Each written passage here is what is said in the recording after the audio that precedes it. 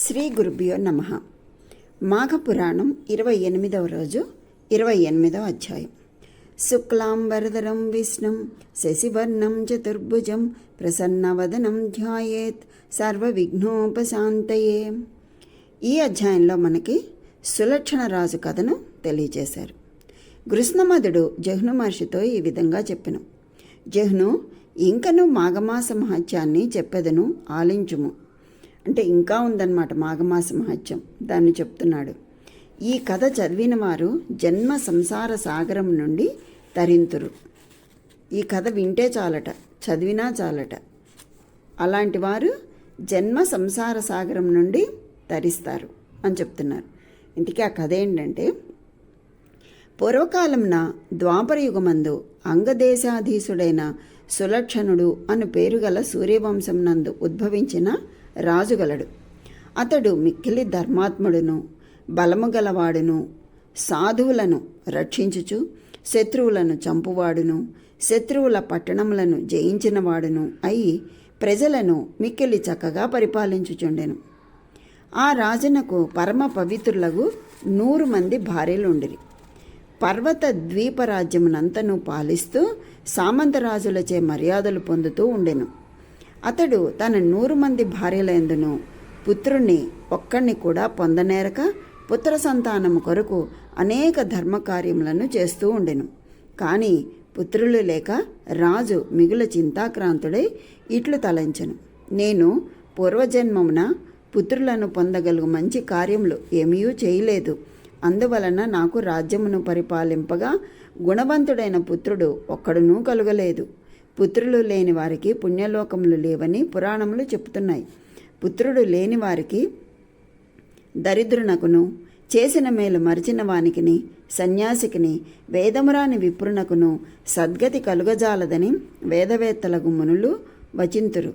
కనుక పుత్రహీనుడనగు నాకు ఇహపర సుఖములు లేవుగాన నేను మునీశ్వరుల ఆశ్రమములకు పోయి సమస్త ధర్మార్థ జ్ఞానులకు వారి సేవ చేసి నా అభీష్టమును వారికి తెలుపుదను.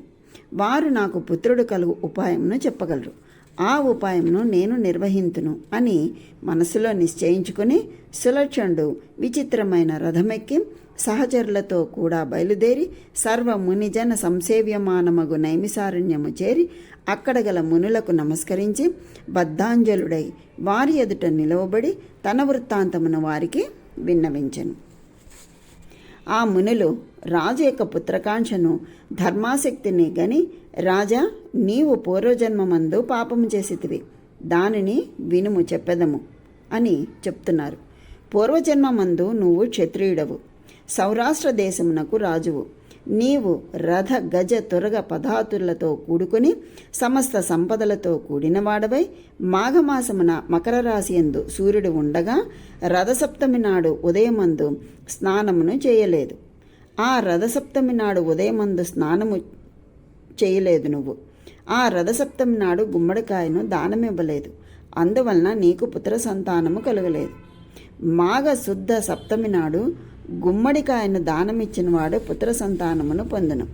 మాఘశుద్ధ సప్తమి దినమున పువ్వులు, ఆవు నెయ్యి, పెరుగు, పాలు మొదలగునవి చేర్చి గుమ్మడికాయతో దానమును విప్రునకి ఇవ్వవలెను. అట్లు చేయని వానికి పుత్రప్రాప్తి లేదు. సులక్షణుడు వారి పలుకులను విని పుత్రార్థి అయి మునుల పాదములకు వేరువేరుగా నమస్కరించి వారిని స్తోత్రము చేసి, మునివల్లభులారా, నాకు పుత్రుడు కలుగునట్లు వరమును ప్రసాదింపుడని అడిగెను. మునీశ్వరులు ఆ రాజు పలుకులు విని మాదీ ఫలమును మంత్రించి రాజుకిచ్చెను. రాజా, ఈ మాదీ ఫలమును 100 భాగములు చేసి నీ 100 భార్యలకును ఇమ్ము. వారు దీనిని తిందురు. పిమ్మట నీకు 100 మంది పుత్రులు కలుగుదురు. నీ ఇంటికి నీవు పొమ్ము అని కరుణామయులకు మునులు పలికి ఫలమును ఇచ్చిరి. రాజు ఆ ఫలమును గ్రహించి మునులకు నమస్కరించి తన ఇంటికి చేరెను. సులక్షణుని భార్యలు తమ భర్త మంత్రింపబడిన మాదీ ఫలమును తెచ్చి ఉన్నాడని గ్రహించి ఇంటికి వచ్చినట్లు దాసీల వల్ల విని పరమ సంతోషంతో భర్తకు ఎదురుగా వెళ్ళి తమ ఇంటి ద్వారమందు పువ్వులను, పేలాలను, అక్షతలను భర్తపై చల్లి నీరాజనాది దీపహారతుల చేత పరమ ప్రేమను చూపుచూ రాజును ఆదరించిరి. రాజు మార్గాయాసమున అలసి ఉండిరి. మాదీ ఫలమును శయనగృహమందు ఉంచి భోజనార్థము మరి ఒక గృహాంతర్భాగమునకు చెనెను. సులక్షణుని భార్యలలో ఆఖరి భార్య తనకొక్కతికే పుత్రుడు కలుగవలెనను అసూయాభావముతో ఆ మాదీ ఫలమును సంగ్రహించి ఒక రహస్య ప్రదేశమందు ఆ ఫలమంతయు పరమ సంతోషంతో తినెను. రాజు భోజనము చేసి శ్రమ తీర్చుకొని శయనాగారమందు తానుంచిన మాదీ ఫలమును భార్యలకు ఇయ్యదలచి చూచెను. ఫలము కానరాలేదు. ఆశ్చర్యపడి భయపడి అంతఃపురమందలి ఆడువారిని అందరినీ ఫలమును గురించి వేరువేరుగా రాజు అడిగెను. నాకు పుత్ర సంతానమునిచ్చు మంత్రిత మాదీ ఫలము ఈ శయనాగారం నందు ఉంచితిని కనిపించుటలేదు. దీనిని ఎవరు తీసిరో ఎవరు తినిరో వారందరినీ పట్టుకుని కఠినమగు శిక్షలకు పాల్పడచేతును. రాజు మాటలు విని అంతఃపుర పరిచారకులు తమకు ఆ ఫలము తెలియదని చెప్పిరి.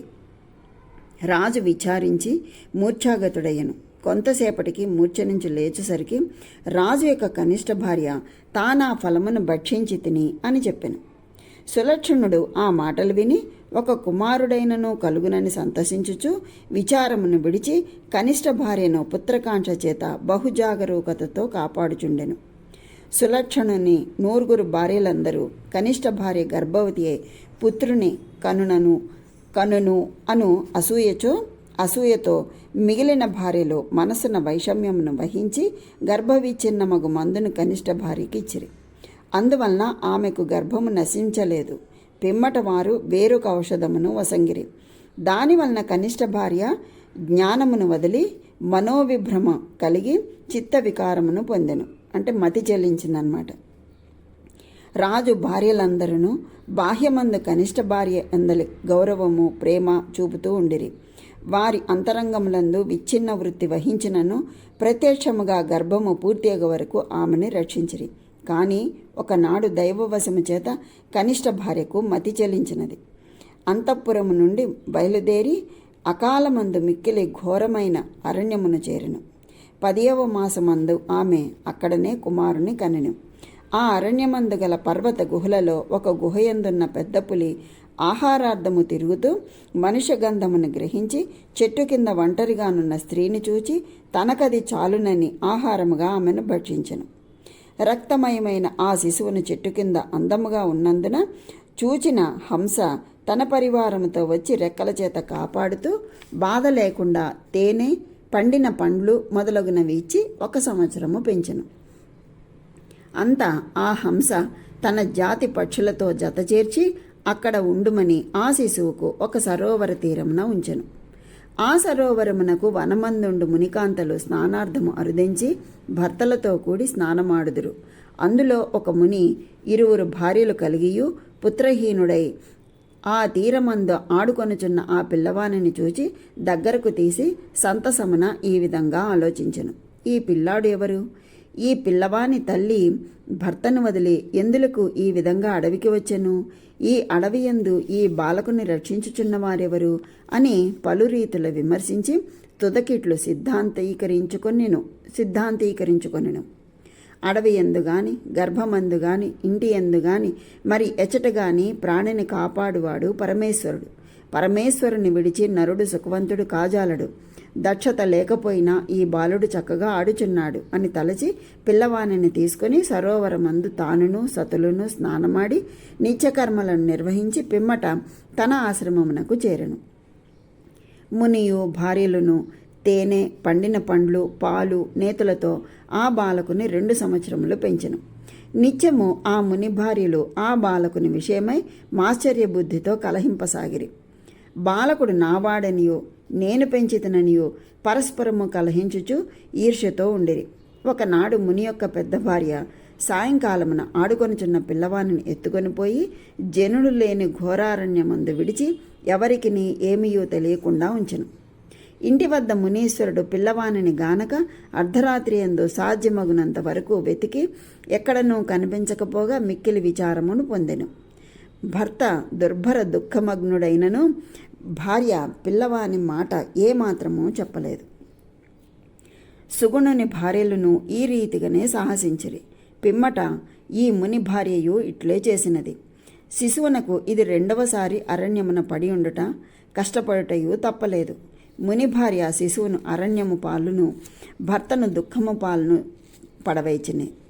అంటే ఆ ముని భార్య ఏం చేసింది? శిశువుని అరణ్యంలో వదిలేసింది.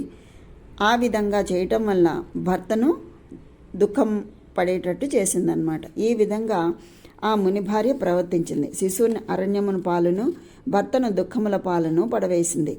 3 ఏండ్ల వయసు గల బాలుడై నిర్జన వనమందుండి అర్ధరాత్రి అందు దక్షత లేక విచారించి నెమ్మదిగా కొంతకాలమునకు విధివశము చేత రమ్యవాటికా సమానముగు తులసీ చెట్టును చేరి అక్కడ సుఖించెను.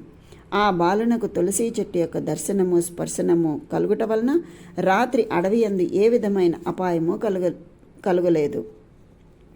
అంటే ఇక్కడ మనకి తులసి చెట్టు యొక్క మహత్యాన్ని కూడా తెలియజెప్తున్నారు. రాత్రి జరిగిపోయినది. ఉదయంన సూర్యోదయం కాగానే కండ్ల వెంట నీరు కాచుచు బిగ్గరగా ఏడ్చెను. ఎండలో ఒంటరిగా ఏకాకి అయి ఏడ్చుచున్న బాలకును చూచి అరణ్యమును గల పక్షులు, మృగములు, క్రూర జంతువులు కూడా వానితో కూడా ఏడ్చుటకు మొదలెడెను. అంటే ఆ పిల్లవాడు ఏడుస్తుంటే ఆ అడవిలో ఉన్నటువంటి జంతువులు, పక్షులు, క్రూర జంతువులు కూడా ఏడుస్తున్నాయటండి. జంతుజాలమే బాలకుని యందు జాలిగొని ఏడవగా మానవ మాతృలకు విచారం కలుగుట వింతయగునా? జంతువులు జాలి పడుతున్నాయి, కానీ మానవులు జాడి పడకుండా అరణ్యంలో వదిలేసి వచ్చారు. అట్టి క్రూర మృగములకైనను బాలునిపై దయ కలిగిను. కానీ వానిని అరణ్యమందు విడిచిన సతీమ తల్లులకు మాత్రము మనసు చెలింపలేదు, దయ కలుగలేదు. పక్షులు, జంతువులు ఇట్లు విచారించి పండ్లు, నీరు తెచ్చి ఆకలి దప్పికలు తీర్చి తమ రెక్కల నీడ చేతను ఎండను వారించి బాలునకు ఉపచారములు చేయుచుండెను. ఆ విధంగా కాపాడుతున్నాయి జంతువులు, కానీ మనుషులు కాపాడకుండా అడవిలో వదిలేసి వచ్చారు. బాలుడు ఆ ఉపచారముల చేత శ్రమలేక సుఖముగా ఉండెను. తులసీ సాంగత్యము వలన బాలునకు శ్రీహరి నామ సంకీర్తనమందు బుద్ధి కలిగెను. ఆ బాలుడు అరణ్యమందు కృష్ణ, వాసుదేవ, గోవింద, అచ్యుత, నారసింహ, అనంత అని భగవంతుని నామములను కీర్తించుచుండెను. జహ్ను మహర్షి, విన్నావా? తులసీ దర్శన స్పర్శనములను చేయువానికి పాపనాశనము కలుగును. అరణ్యమందు కానీ ఇంటి యందు కానీ భయము ఉండనేరదు అని చెప్తున్నారు. అందుకే ప్రతి ఇంట్లోనూ తులసి మొక్కను పెంచుకోండి, కాసిన్ని నీళ్లు పోయండి అని మనకి పదే పదే పెద్దలు ఎందుకు చెప్తారు అంటే ఇందుకోసం అన్నమాట. ఈ విధంగా తప్పనిసరిగా చెయ్యండి అని కొంత నియమము కఠినంగా చెప్తే కానీ చెయ్యరని కొంత ఉద్దేశంతో చెప్తారు, కానీ ఈ కఠిన నియమాలని భయపెట్టాలని బాధ పెట్టాలని మాత్రం కాదు. ఇది స్కాంద పురాణాంతర్గతముకు మాఘ పురాణమునందు 28వ అధ్యాయం సంపూర్ణం. ఆ శ్రీహరి యొక్క అనుగ్రహం అందరికీ కలగాలని కోరుకుంటూ స్వస్తి.